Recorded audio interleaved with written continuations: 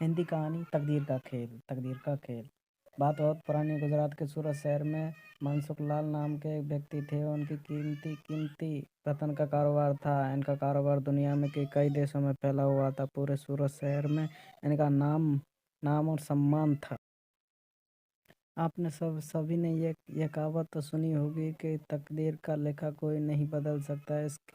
इसका खेल सिर्फ तकदीर लिखने वाले को ही पता होता है। और तकदीर हमेशा अच्छे कर्मों से बनती है। ऐसे ही ड- डॉक्टर भाइयों की कहानी बताई जा रही है कि जिसमें दोनों की तकदीर ने ऐसा खेल खेला कि दोनों की दुनिया ही उलट गई।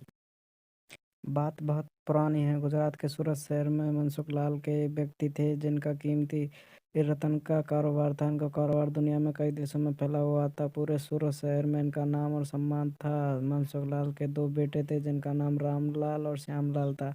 रामलाल को दौलत और रुतबे को बहुत घमंड था, जबकि श्यामलाल एक शरीफ और सुलझा हुआ इंसान था। घमंड के साथ साथ रामलाल की ईर्ष्या और बेईमानी जैसी अवगुण भी थे। समय के साथ ही मनसुख लाल भी उम्र बढ़ती जा रही थी। ऐसे में इनको दोनों बेटों में कारोबार में पिता का अधिक से अधिक हाथ बांटना शुरू कर दिया था।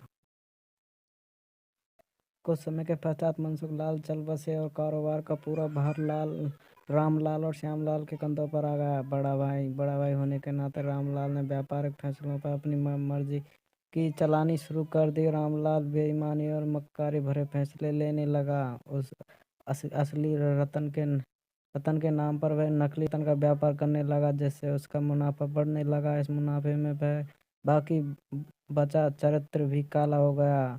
दौलत के घमंड में वह परिवार का उन्मादी जैसा व्यवहार करने लगा। दूसरी तरफ शरीफ और सुलझा हुआ श्यामलाल को शुरू शुरू में रामलाल की बेईमानी का इलम तो नहीं हुआ, परंतु जब उसने उसके व्यापार में परिवर्तन देखा तो पूरे माजरे को समझने में उसे ज्यादा देर नहीं लगी। रामलाल की करतूतों तो श्यामलाल को बड़ा दुख हुआ, जिससे रामलाल को समझाने और सही रास्ते पर लाने की कोशिश भी की, परंतु वह नाकाम रहा। उल्टे रामलाल और श्यामलाल में खफा हो गया और व्यापार में बंटवारे का बहाना ढूंढने लगा। बंटवारे में भी उनकी बेईमानी में कलह का माहौल पैदा किया। अंत में रामलाल अपनी साजिश में सफल रहा। श्यामलाल के हिस्से में व्यापार का भय कब्जा कर बैठा, जहाँ रामलाल का व्यवहार में दुखी होकर श्यामलाल ने शहर में दूसरी जगह अपना ठिकाना बनाया और रतन के अपने व्यापार में नए नए सिरे से शुरू किया। ईमानदारी की नींव पर शुरू हुआ श्यामलाल का व्यापार जल्दी ही चल निकला। एक तरफ श्यामलाल की ख्याति देश विदेश में बढ़ने लगी, दूसरी तरफ रामलाल की करतूतों की पोल खुलने लगी।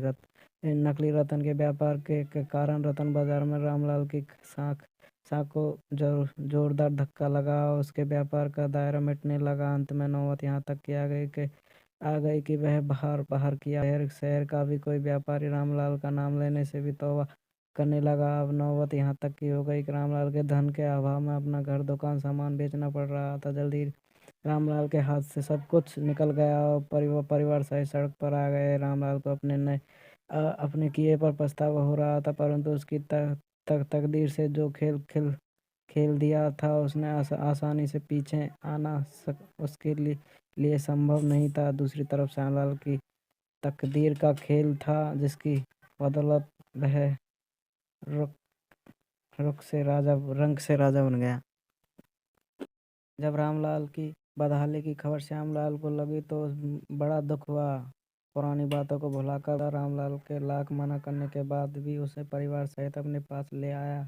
यह भी तकदीर का ही खेल था। जिस भाई के साथ रामलाल की बदसलूकी कर उसे सड़क पर पहुंचा दिया था, वही भाई आज उसे सड़क के ऊपर से उठाकर अपने घर ले आया।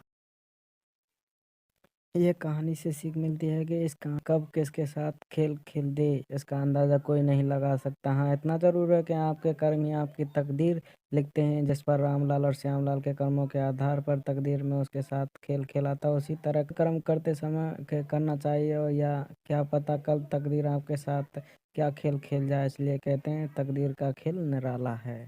अगर कहानियाँ अच्छी लगी हो तो शेयर एंड सब्सक्राइब करें प्लीज़। Thank you.